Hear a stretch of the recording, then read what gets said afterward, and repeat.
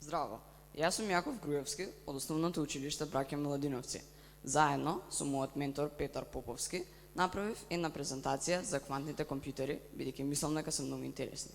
Но, пред да ви објаснам што се квантните компјутери и како работат, треба да ви објаснам неколку комплицирани поими.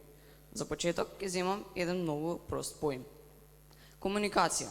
Сите ние комуницираме, дали е тоа живо или онлайн. Кога комуницираме, некогаш не сакаме никој да не слушне. За да го решиме овој проблем, ние можеме да се сретнеме во живо и да создадеме наша тајна лозинка. Таа тајна лозинка ќе ја користиме за да ги скриеме нашите пораки. Ова се нарекува енкрипција. Енкрипцијата е процес во криптографијата која означува мешање на информации на таков начин така што се видливи само на тие кои што се наменети. Сепак постои проблем. Што ако не можеме да се сретнеме и да создадеме тајна лозинка? Ова е еден многу интересен проблем и најчестиот начин со кој што го решаваме е користејќи прости броеви.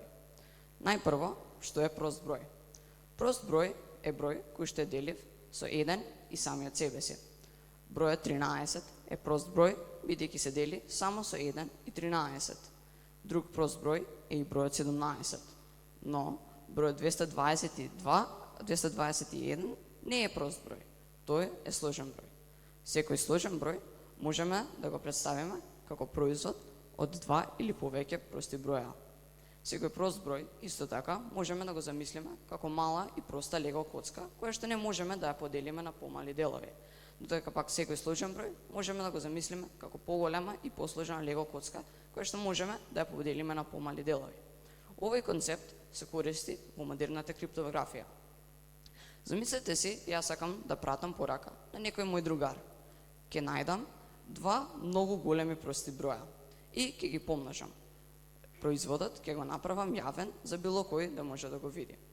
Истиот процес ќе го направи другар ми, ќе најде два многу големи прости броја и ќе ги помножи. Резултатот ќе го објави. Кога јас сакам да му пратам порака на другар ми, јас ќе го земам неговиот многу голем сложен број, за да измешам пораката на таков начин, така што само тој може да ја прочита, бидејќи ги има двата помали прости броја кои што го создаваат големиот сложен број. Истото ќе го направи другар ми, ако сака мене да ми прати порака. Ќе го земе мојот многу голем сложен број и ќе измеша пораката на таков начин, така што само јас можам да ја прочитам, бидејќи само јас ги имам двата помали прости броја. Се ќе беше добро ако не постојаа хакерите. Хакерите пробуваат да ги најдат тие два прости броја со тоа што да ја скршат енкрипцијата. Но ова е многу долг и тежок процес, што дури на најбрзиот суперкомпјутер му треба 16 милиони години да ги најдат тие два прости броја. Бидејќи во модерната енкрипција се користат прости броеви со над 300 цифри. Самиот резултат при множење е многу голем. Но тогаш, зошто ви го кажувам ова? Тука влегуваат квантните компјутери. Квантните компјутери се толку голем проблем, што дури и директорот на Google направил цело интервју само на таа тема. Еве дел.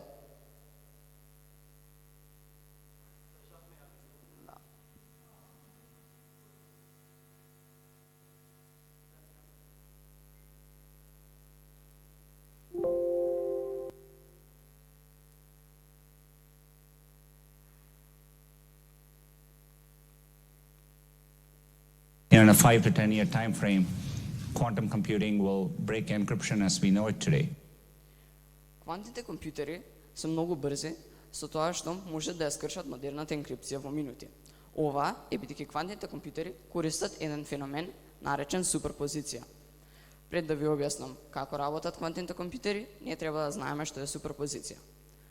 Претпоставувам многу од вас се слушнале за Шредингеровата мачка, но не знаете во целост како работи тоа. Шредингеровата мачка е еден мисловен експеримент каде што ставаме мачка во кутија и ја затвараме кутијата. Ние не знаеме во каква состојба е мачката, жива или мртва, се додека не ја отвориме кутијата. Ова значи дека се додека е затворена кутијата, мачката е и жива и мртва истовремено. Ова е многу тешко да се свати, но можеме да го замислиме и на еден поедноставен начин. Замислете си една паричка, која што цело време се врти. Паричката е истовремено и петка и глава. Квантните компјутери го користат ова за да се забрзаат. Обичните компјутери користат битови. Битовите може да бидат или единица или нула во еден одреден момент. Тоа значи дека со два бита можеме да репрезентираме само еден од четирите можни броја. 0, 1, 2 или 3. Но квантните компјутери користат квантни битови или накратко кјубити.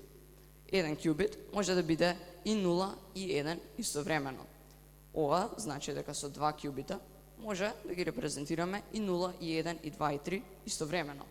Со 3 кјубита можеме да репрезентираме 8 броеви одеднаш, со 20 кјубита можеме над 1 милион и со 300 перфектни кјубита можеме отприлика 10 на 90 различни броеви одеднаш. 10 на 90 е толку голем број што е поголем од вкупниот број на атоми во универзумот. Знам дека ова се многу работи и комплицирани поеми кажана во многу кратко време. Затоа ќе направиме еден краток заклучок за крај.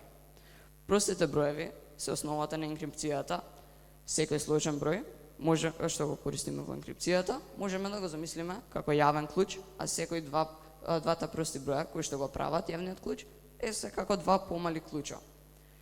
Хакерите се обидуваат да ги најдат тие два прости броја и квантните компјутери ги наоѓаат двата прости броја многу брзо, користејќи суперпозиција и кјубити.